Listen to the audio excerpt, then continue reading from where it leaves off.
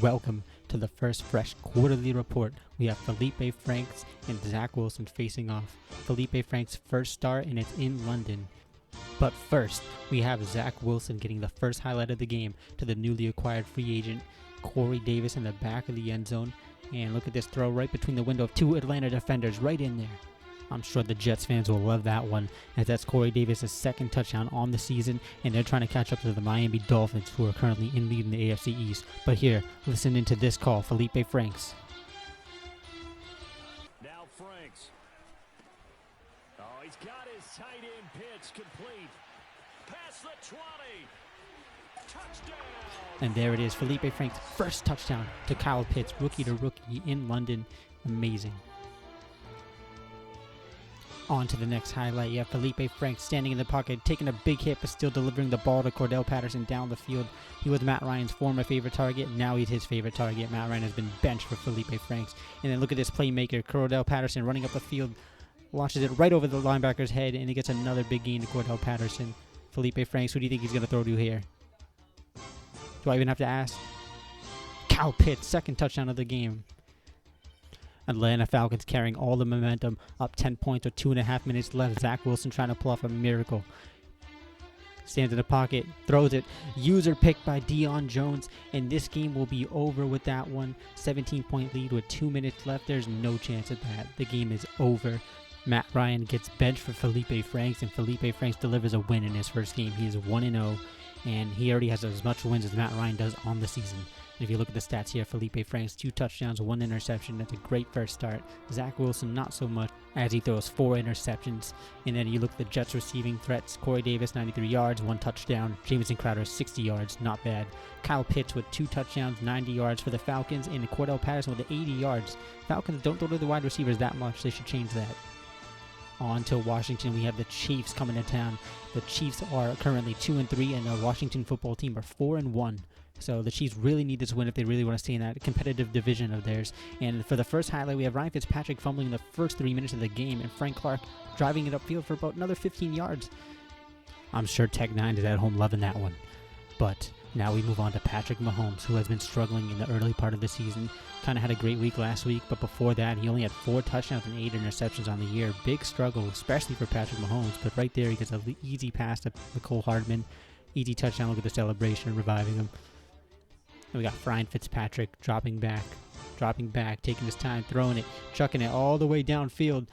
And that's Curtis Samuel for the 50-yard touchdown. What a throw by Ryan Fitzpatrick. That ball traveled 70 yards in the air. Just an amazing throw. And you have Patrick Mahomes here again with the option to Kelsey. Caught the safety off guard with the easy touchdown. Wow. And then after the fact, you have Kelsey being Kelsey. Moving on to the Washington football team. Ryan Fitzpatrick in the I formation hands it off to Gibson, and Gibson runs in for the easy 5-yard touchdown. Gibson had a pretty good day, 80 yards and 1 touchdown. Back to the golden boy, Patrick Mahomes. Tie game midway through the second quarter. Mahomes has all the time in the world. Throws it while he gets hit. Tyreek Hill goes up and grabs it and comes down with it on top of the defender for cushion. Funnily enough, that was Tyreek Hill's only big play of the game, as he only ends up with 40 yards on the day. Patrick Mahomes' X Factor activated. Tie game. 1 minute left in the second quarter. Waits, throws it. Hardman, juke into the end zone. Just barely gets in. Touchdown Chiefs.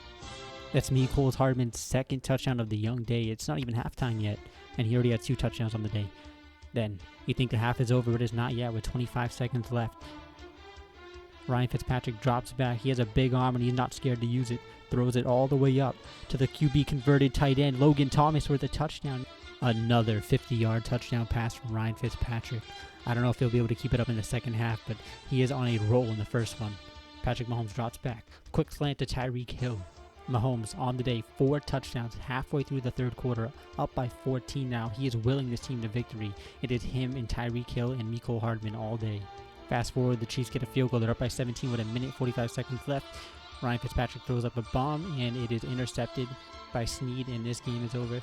The Chiefs come out in Washington and win a crucial game. They are now 3-3, and the football team fall to 4-2.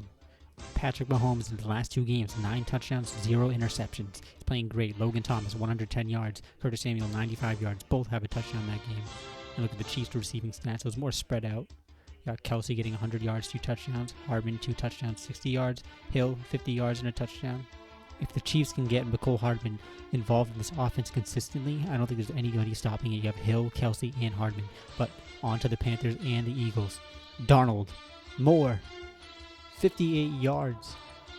But then on the other side, you have Jalen Hurts, the dual threat quarterback. And I mean dual threat. He can run, he can pass, he can scramble. Playmaker, throws it up to Smith. Big gain right there. That's why you get those types of players who can get you out of situations.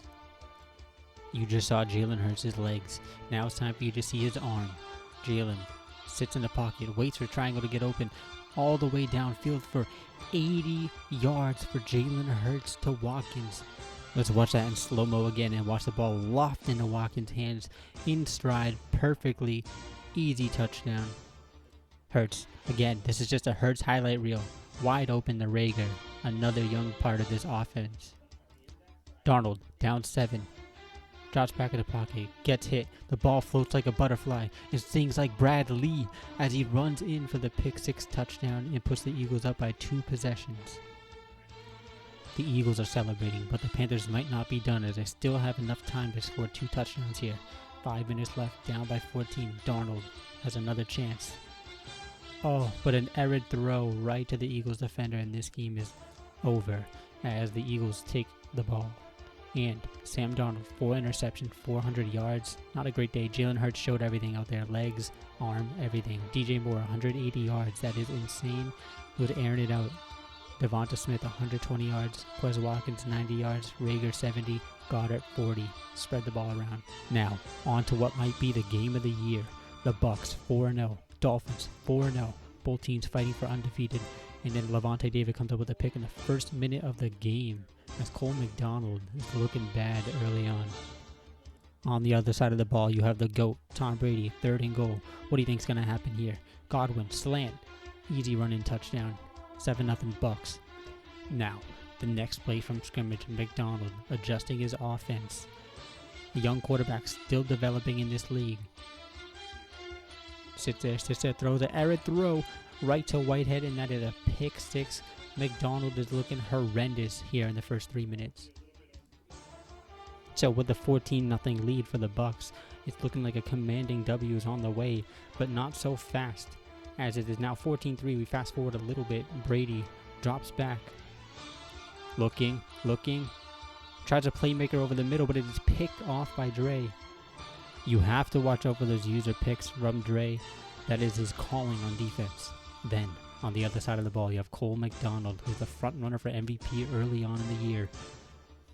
Hikes the ball, has an option, but he takes it himself. The only line of defense is Winfield, and he jukes him for the easy score. Miami has all the momentum. Brady, looking shook, throws a bad ball right to the Miami defender, and they will take it up into the 10-yard line. This is not good for the Buccaneers as they've lost all momentum that they've gained early on. Fast forward to 1 minute left in the second quarter. Dolphins are up 27-21. Brady with his X Factor activated rolls out, sees Mike Evans in the middle of the field, and Mike Evans gets a nice 10 to 15 yard gain on that play. Next play, Brady, Gronk, touchdown. We've seen that so many times. This game is already an onslaught of offense. It has lived up to the hype. And then Bucks up by 1 point. It's a back and forth game, and that doesn't stop with him. Waddle down the field. Waddle outruns his defender for the touchdown. Waddle 3 touchdowns on the day. He has 11 on the year. Fast forward to the fourth quarter. Not much action in the third. Brady, 4th and 3. Down by 1. They need this and throws a pick. Wow. You do not see that from Tom Brady very often. Next drive, Miami Dolphins, 2.5 minutes left, up by 1. A touchdown you'd think would put him in great position to win this game. And you see Waddle down the sideline again. Nobody's catching him. And you'd think the Dolphins would go for the extra point to go up by 8, but instead they played risky and go for 2. They're trying to get the 2-possession lead to put this game away. And they roll out. Sanders misses the throw. That is so crucial. They're only up by 7 now. Now, we have Tom Brady, 2-minute drill. What else has to be said? Play actions. Godwin deep over the middle of the field. Brady hits him in stride, and he's down at the 27-yard line. Some people live for happiness. Tom Brady lives for 2-minute drives. Here we go. Motions Godwin on a streak, and he zips it in there between 4 Dolphins defenders to the 1-yard line.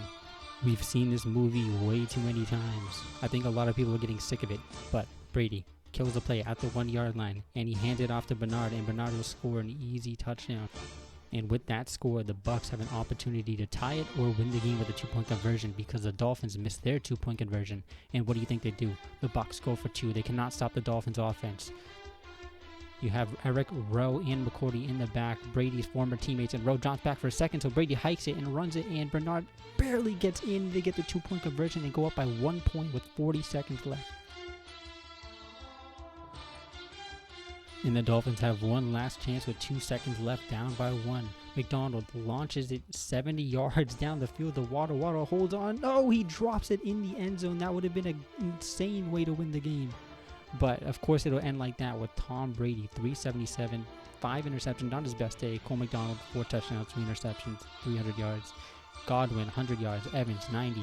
Brown, 75. Bernard, 60. Gronk, 50. Everybody got touches this game. And then you look at the Dolphins side, and it wasn't really the same, but Waddle having 170 and 3 touchdowns on 5 catches, and Gesicki having 40. Other than that, nobody really got touches. What a game that was. And now we will transfer over to look at the division standings in the NFC. We got football team leading at 4-2 with the Eagles right behind them at 3-2 on a 3-game win streak. That team is on their way up. I think the Eagles are going to end up winning that division. Packers 3-2, Vikings 2-3, Bears 1-4. That division's pretty lackluster. Then you got the Bucs 5-0 on the year. Panthers 3-2, trying to catch up. Falcons 2-3 with a win from their rookie quarterback, and the Saints 1-4, trying to get their first real win. They only have a sim win. Then the NFC West, with every team that's user controlled being over 500 record. Here we look at the AFC. Dolphins commanding their division. Then AFC South, pretty close there. Jaguars 3-2, just got a big win over the Titans, so they have the tiebreaker. In the AFC North, 4-1, 5-1, 3-3, good division there. And then the AFC West, Chargers 4-1 with a 2-game lead over everybody else in the division. We're all tied at 3-3. Chiefs with a big win on the road against the football team. I'm going to make my bold prediction and say that the Chiefs are going to end up winning the AFC West and the Chargers are going to fall off completely. And I also think that the Tennessee Titans will end up making the wild card in the playoffs. Then we look at the NFC standings. We have the 49ers at the top, and we got the Bucs football team and Packers having the division leads. Cardinals, Eagles, and Panthers are the wild card teams currently. And here in the AFC, things are close between the wild card teams. You have the Browns at 5-1 leading it, but then you have the Broncos, Steelers, Chiefs, Raiders, Ravens, Titans, Jets, and Patriots all decided by 1 game. It's a close race early on. And then you take a look at the passing leaders of the league. Mahomes is on fire his last 2 games with 9 touchdowns and no picks. Brady, 1775. That's how many yards he has, not the year he was born. Then Baker Mayfield and Lamar Jackson, same division. And then Cole McDonald with 19 touchdowns, 6 interceptions. I think he's a front runner for MVP so far. He gets a couple rushing touchdowns every game too. And for the dark horse quarterback, I have Trevor Lawrence, only 1,300 yards, but he has 15 touchdowns and yards per attempt at 11.41, which is not bad at all. Moving on to the rushing leaders, Nick Chubb is blowing everybody out the water with 790 yards and 7.92 yards per carry, which leads the league. Anytime he gets the ball, it doesn't matter if he gets it 30 times, he's still getting you all those yards, which is insane. Ezekiel Elliott is right behind him. Then Mostart, who's speedy. James Robinson only 69 carries and 500 yards, but he was put on the trading block. That's what the rumors are saying. I think he might be shipped out of Jacksonville pretty soon here. But then we move on from the rushing stats to the receiving stats with Jalen Waddle. Probably the most ridiculous stat of the day is him having only 18 catches but 11 touchdowns. That's less than a 2 catch per rate touchdown. Insane from Jalen Waddle. DJ Moore right behind him with 614 yards. Then Mark Andrews, the tight end, with 600 yards. He is doing great this year. And there's a name that I did not expect to see here. Danny Amendola with 476 yards, which puts him around the 10th spot for receiving on the year so far. Then you have Jarvis Landry with 12 touchdowns on 40 catches, and he gets the ball a lot more than Waddle. And if you take a look at the injuries here, you have Jalen Ramsey out for 4 weeks, Dalvin Cook out for 4 weeks, but the rest of the injuries are only 1 week injuries, so it's not too crazy right now. People just need to get healthy and stop full pad practicing. We hope all those injuries turn out well and everybody's back soon. Then look at the future games of the week. You have the 5-0 49ers taking on the 1-4 Colts. That's an easy pick. 49ers, that's my choice. Then Lions versus the Eagles. Eagles, I think, is a way better team. They're consistent for years in Madden. I'm taking the Eagles. Then you got the Chiefs and the Packers. Chiefs are rolling, so I'm going to take the Chiefs on that one. Packers are a good team. I think it would be a great game, but I think Mahomes will outshine the Packers on that one. Good luck to all those people involved in those games. And that'll be it for the Fresh Quarterly Report. I will be back in 4 to 5 weeks to talk about the current and future games of the week, injuries, highlights, everything. Be sure to stream your games so I can record everything and put them in here. Thank you.